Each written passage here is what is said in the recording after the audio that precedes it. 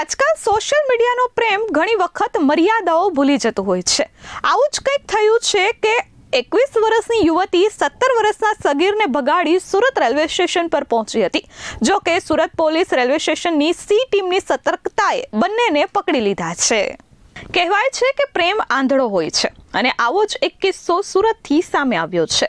મધ્યપ્રદેશની 21 વર્ષીય યુવતી અને રાજકોટના વીરપુરનો 17 વર્ષનો સગીર ઇન્સ્ટાગ્રામથી સંપર્કમાં આવ્યા હતા અને ત્યારબાદ પહેલા મિત્રતા અને પછી પ્રેમ સંબંધ બંધાયો હતો। હદ ત્યારે થઈ કે 21 વર્ષની યુવતી 17 વર્ષના સગીરને ભગાડી સુરત પહોંચી ગઈ।